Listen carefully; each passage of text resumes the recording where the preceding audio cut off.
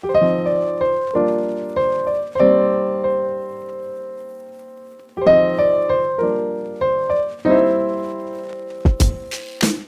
Daniel Kwan. I'm Daniel Scheinert. And I'm Jonathan Wong. And you're watching Young, Bold, and Regal. Oh, yeah. Tell me what you learned through the process, what you didn't know before, after making this movie. Yeah. That people would like it. We learned that. I mean, one thing was we were in a real hurry to edit it, and then COVID hit, and we edited real slowly. And I'm so glad, it's kind of we learned the value of patience in some ways. Like we had time to rewrite because there were scheduling problems. We had time to edit because there was a pandemic, and we could have made it faster and it wouldn't have been as good.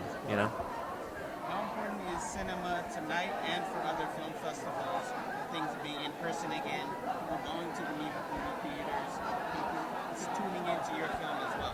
It's the most important thing.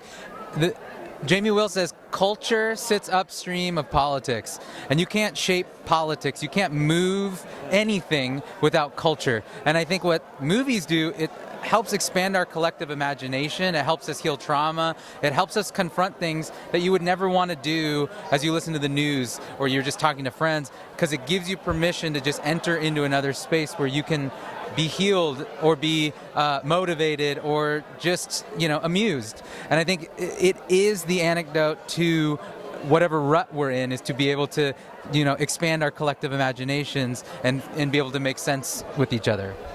And I do think just the theatrical experience it's one of the rare moments today where you actually get in the room together with a bunch of strangers and you actually get to enjoy each other's company. Walter Murch actually, he compares it to the oldest tradition, sitting around a campfire and telling stories and collectively dreaming in the dark. And I think that is such a beautiful way to look at the theatrical experience and why it was so important for us to make sure our film had that, because we knew watching this film in the dark with strangers, screaming, laughing, crying, would just turn it from a nice movie night into something more. And that has been the case for a lot of people, and we're really happy about that. How was it to see Michelle work her magic as an actress, as an artist, with the script, with your direction? How fun was that for you personally? Oh my God. The fun part was, it was actually very little work on our part. We would just say action, Michelle would blow our minds, we'd say cut, and then we'd say, let's try another one. And we do some tweaking, but Michelle is just I was so amazed by how much she understood the assignments of the movie, because I think a lot of actors and actresses of her age and her generation read our script and did not understand it in the way that she does. Like when the moment she got on set, she knew, even though this movie was absurd and silly sometimes, that it was at its core a family drama, and she acted the shit out of it, honestly, and grounded the whole thing. And I think this movie would not have worked if she didn't have that understanding right from the get-go. Yeah, we knew certain things that Michelle would be great at, that we've seen her do time and again, and then we were like, okay, there's a bunch of stuff in this movie that's a little bit new, a little bit left of what she's known for. So those were the things we were prepared to really help her with. And then she showed up and just killed those things, and she was funny and she was vulnerable, and we didn't have to coach it out of her to be a convincing laundromat owner Asian American woman. She got the assignment, did the homework, and we were like, oh my God, our job is gonna be so much easier than I thought. And now we get to celebrate her, which is warranted, because this movie is her fault.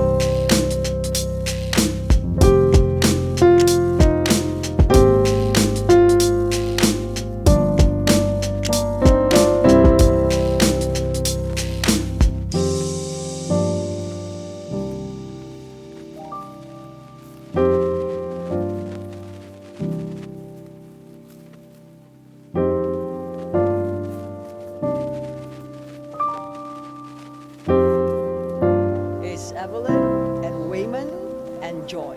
It's a family. It's always about family. No. What's the boldest move you ever done in your career or in your life? The boldest movie? The boldest move. Oh my God! I think I've done quite a few of them. From in Super Cop, rolling off a van onto a truck, on a motorcycle onto a train. I mean, who's crazy enough to do that?